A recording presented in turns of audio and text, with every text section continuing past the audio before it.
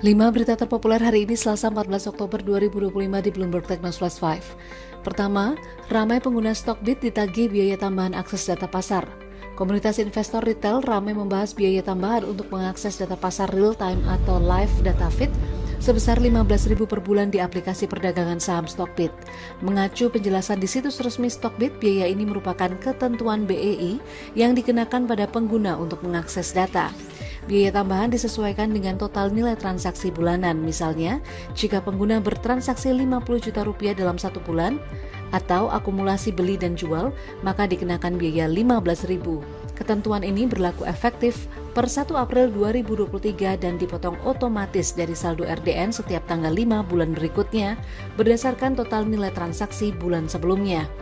Seluruh biaya yang dipotong diserahkan sepenuhnya kepada BEI bukan kepada Stockbit sesuai regulasi bursa yang berlaku.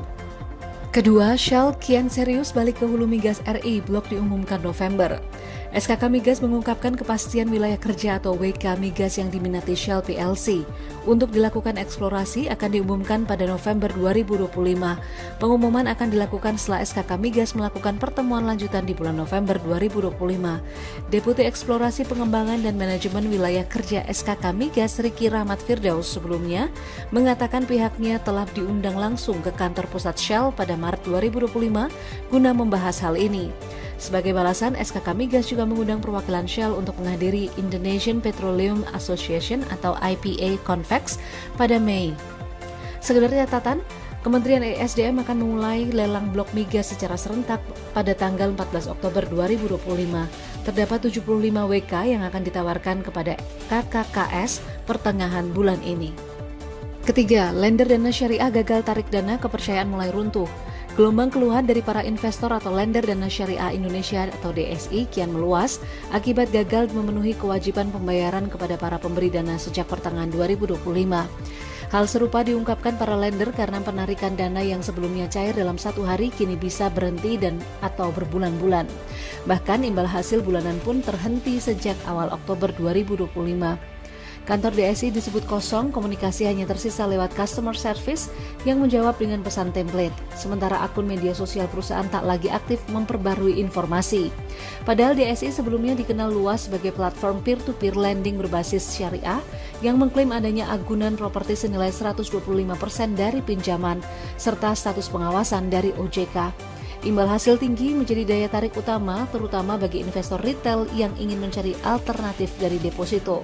Namun sejak Juni 2025, laporan keterlambatan pencairan dana terus meningkat di berbagai komunitas online lender DSI. Kini ratusan investor membentuk paguyuban untuk mendata total kerugian kolektif dan berencana meminta audiensi langsung ke OJK. Keempat, Menkyu Purbaya anggap polemik Amerika vs China bikin untung RI. Menteri Keuangan Purbaya Yudi Sadewa mengatakan polemik terbaru kelanjutan tarif antara Amerika Serikat dengan China tidak serta-merta akan berdampak negatif terhadap ekonomi dalam negeri namun justru memberikan keuntungan. Presiden Amerika Serikat Donald Trump mengatakan akan memberlakukan tarif tambahan sebesar 100% terhadap China serta pengendalian ekspor untuk semua jenis software penting mulai 1 November. Merespons hal itu, China juga memberlakukan biaya baru bagi kapal-kapal Amerika Serikat di pelabuhannya, memulai investigasi anti-monopoli terhadap Qualcomm Incorporation, dan mengumumkan pembatasan baru yang luas terhadap ekspor tanah jarang dan material kritis lainnya. Kelima, RI mau stop impor solar 2026 usai biodiesel B50 lebih mahal 25%. Menteri ESDM Bahlil Lahadalia menyatakan impor solar dapat dihentikan mulai semester 2 2026 setelah menerapkan mandatori B50. Sementara itu, pakar energi Universitas Padjadjaran atau Unpad Yayan Satyakti menyatakan untuk menjalankan mandatori ini diperlukan dana insentif lebih tinggi 20% hingga 25% dibanding pemberian subsidi produk solar impor.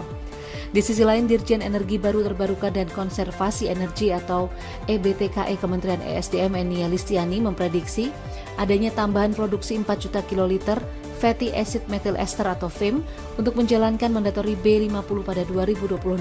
Saat ini total produksi biodiesel untuk memenuhi kebutuhan B40 sebesar 15,7 juta KL. Untuk B50, Enia memprediksi menghabiskan biodiesel sekitar 19 hingga 20 juta KL. Enia optimis penambahan bahan baku tersebut dapat terpenuhi dari pasokan CPO domestik yang saat ini produksinya sekitar 50 juta metrik ton per tahun. Namun harganya melambung mencatat kenaikan 2,34% secara point to point. Harga CPO pun resmi naik 2 minggu secara beruntun. Itu dia 5 berita terpopuler pilihan Bloomberg Technos hari ini. Ikuti terus update selanjutnya di www.bloombergtechnos.com.